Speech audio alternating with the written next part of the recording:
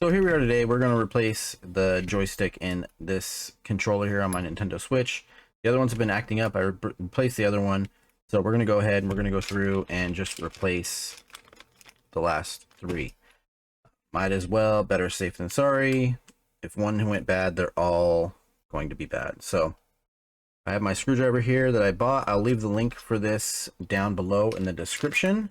Came with some knobbies too for your controller, so that's pretty cool. Came with all the screwdrivers needed. This one is the, as you can see, the design right there for the screwdriver, 1.5 by 25 millimeters, and then this one is the Phillips 1.5 by 25 millimeters. So you have a set of tweezers that come with it. I also used a set of tweezers that I have from home. I just like these better, the feeling. It gives you this to crack the controller, but you don't need it necessarily. I didn't need it for my other one. There's another tool here to crack the controller and to clean the debris out. It also gives you some new metal locking tangs, these replacements. Mine plastic ones never broke, so I didn't replace this in the other one, and I don't think I will replace it with in this one as well. So, got my box here. And put that in there. Put this one in there. And then the last one in there. Make sure you keep all these organized. You're going to want to make sure you know which ones go where so you don't get mixed up, especially if you're not really tech savvy. We're going to go ahead and just lift up on this. No big issue here.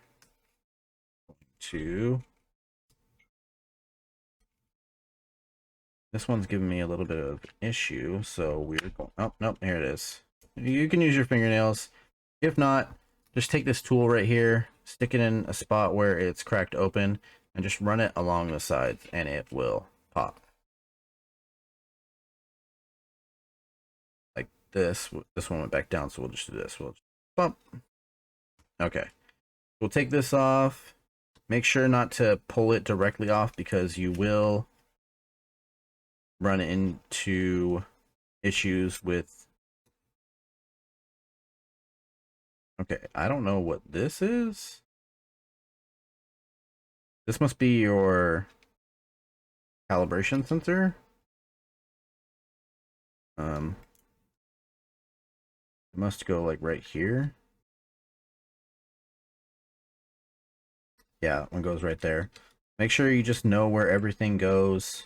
You have this one, little pad here, and then these ones here. So the first thing we're going to do is we're going to remove the battery, and the only thing you'll do is just take a fingernail, remove it like so.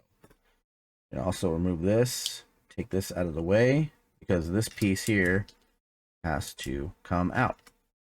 If you look in here, you can see we're going to take our tool right here that removes the screws for the outer case, set it aside, and now we have 1, 2, 3 Phillips screws that need to come out. So we're going to go ahead and take those out. This is magnetized, so you just put those in a different spot. Make sure you do not get them mixed up, because it is easy for someone who does not do this every day or is not really tech savvy to get these mixed up. And if you do and put a screw in the wrong spot, you will be sorry. So after you got those out, you can go ahead and just lift straight up. This will come off here like that, and you will have a little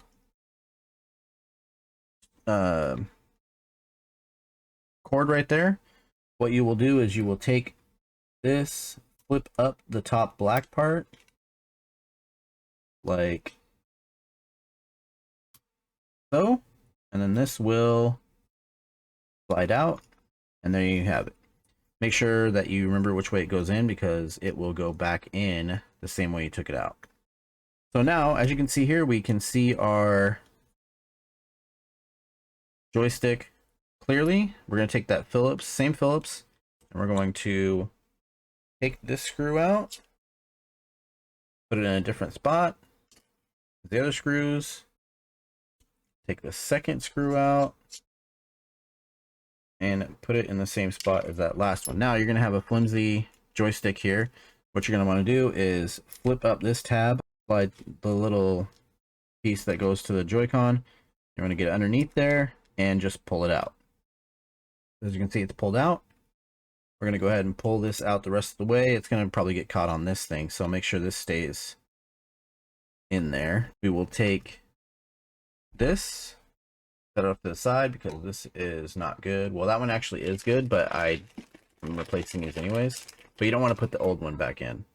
So you can see here's the new one, all shiny, feels really good. We're going to slide it back down into that hole there, all while keeping track of where our electronic piece is going here. So we'll take this, we'll pull back on it a little bit, put it in there. As you can see, it fits in there.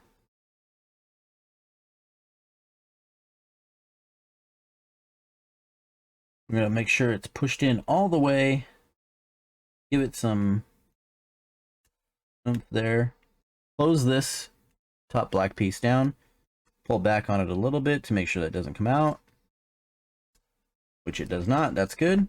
And then we will reverse order operations. We will take a screwdriver here with one of these screws. Now, if you start to go in and it's going in at a weird angle, you can always lefty-loosey, and you will feel the kind of click where the threads are meeting up. So don't try to force it. If it's not going in, don't force it. If you need to, you can lefty-loosey out a little bit and get that. So now that we have that ready, we need to put this back together. We're going to take this and make sure also that this stays in where it needs to go. There is a spring in there, right there, and it needs to be in this plastic piece. It works this button right here for your button on the top. So make sure that that doesn't pop out. If it does, make sure the spring goes back in there, and that is making contact with the button. So we're going to take this. This obviously sits down there like that, so we want to make sure that this goes in here.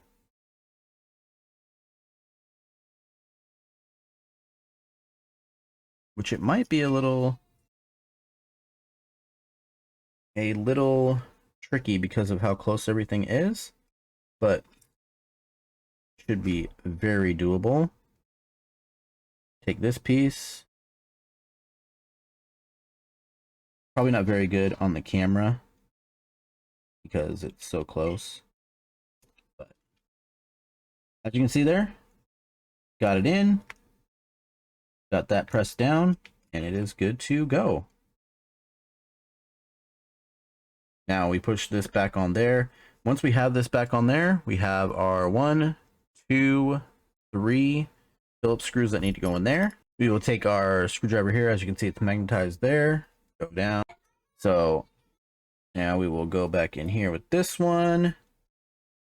And that is tight. Okay, we have those tight. We need to make sure we put this little sensor thing back where it goes, right in that slot right there. We're going to go ahead and flip over our battery into there. As you can see here, there's also all these cords are go places. They have a designated spot. So as you can see here, this gray one that goes to the sensor comes down into here and pushes into this spot so it doesn't get crimped or broken.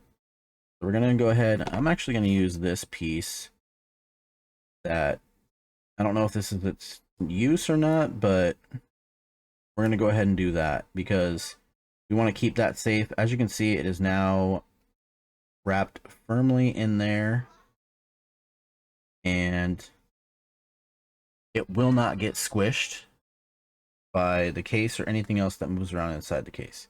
So as you can see, the battery pack went right back there.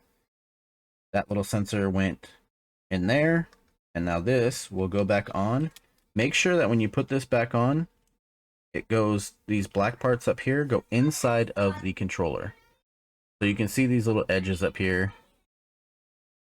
And you can put that, slide that back into there like that. And you will feel it click. There's like a little piece in there that clicks. So you can also test all of the buttons. Make sure that you hear them click and they return back up. If they don't, take it back apart and figure out what spring is missing or popped out or where it is in there. So we're going to go ahead and we're going to take our 4 black outer case screws.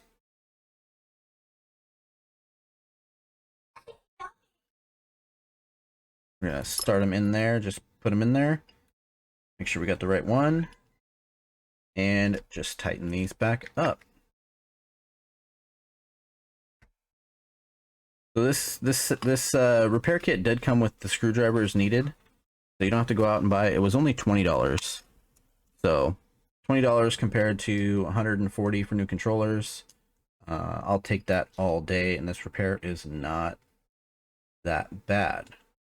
So hopefully this video has helped you. If it has, be sure to leave a like. Any questions, go ahead and leave a comment. And don't forget to subscribe. Helps the channel out, and I appreciate it. So, got all those in there. One last screw in our box. Come on out of there, box. It's stuck. There we go. But it's stuck in a place where I know where it is, so.